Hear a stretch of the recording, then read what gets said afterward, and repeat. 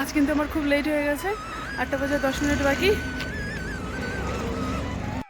নমস্কার, কেমন আছেন সবাই? আশা করছি সবাই খুব ভালো আছেন। এ জীবনের নতুন একটি ব্লগে আপনাদের সবাইকে অনেক অনেক স্বাগত জানাচ্ছি।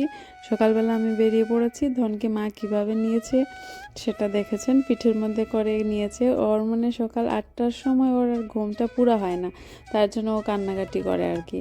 তো কিন্তু কিছু করার উপায় নেই, তো আমি ছুটে পড়লাম আমার উদ্দেশ্যে। তো এখানটায় চলছিল ফিক্সিং, আর মোবাইলটা যেহেতু জমা দিয়ে দেবো তার জন্য সবার সাথে অল্প অল্প ক্লিপ আমি নিয়ে নিচ্ছি, 1-2টা ফটো তুলবো। তো সবার সাথে সবসময় দেখা হয় না প্রোগ্রাম ছাড়া। তো এটা হচ্ছে দুপুরবেলা এক্সাম শেষ করে আমি ভাবলাম যে আমার ডিউটি শেষ ভেবেই আমি মানে রওনা দিলাম আর কি।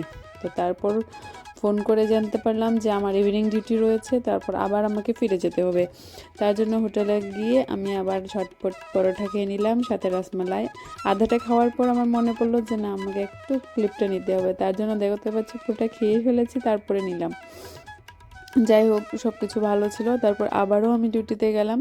তারপরে সেই ডিউটি শেষ হতে হতে মোটামুটি প্রায় সন্ধ্যা হয়ে গেল। আর আমাকে রেস্টুরেন্টে নিয়ে আসার জন্য গিয়েছিল আর কি। তো বাড়ি পৌঁছাতে এই যে দেখতে পাচ্ছেন পুরো সন্ধ্যা, আর দেখাই যাচ্ছে না। তারপর ধনের সাথে দেখা করতে যাই আমি, ধনকে নিয়ে আসবো বলে। দেখো ওই সকাল 7টার সময় দিয়েছি, আর এখন নিয়ে আসবো ওকে। তো তারপর আমি ধনকে দেখলাম ও খাওয়া দাওয়া করছে সন্ধ্যাবেলার। তারপর ভাবলাম না, ঠাকুমার সাথে একটু দেখা করি। তো ওই ঠাকুমাকে দেখার জন্য আমি চললাম ঠাকুমার কাছে। সব সময় যেহেতু ঠাকুমার সাথে কথা হয় না, বা ওই সময় সুযোগটা হয় না, না না আমি বেশি ঠাকুমা তো এইভাবেই শুয়ে দেখা না ওর।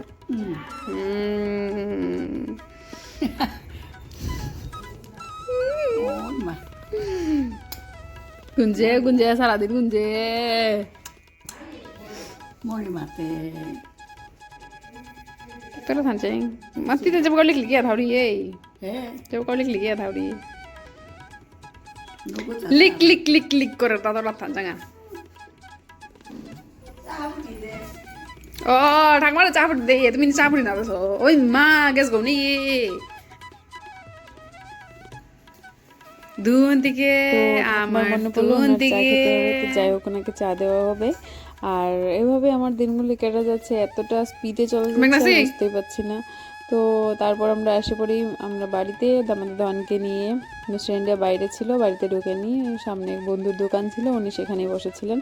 তো তারপরে এসে বললাম দিনগুলো কিভাবে কেটে যাচ্ছে সেটা আর বলে বোঝাতে পারবো না। তো এভাবে আমার দিনগুলি শেষ হচ্ছে, আবার আবার আরেকটা দিন শুরু হচ্ছে। সাথে থাকবেন, আশীর্বাদ করবেন, আবারও নতুন একটি ভিডিও নিয়ে আসবো। তো আজকের ভিডিওটি এখানেই শেষ করছি। রাধে রাধে।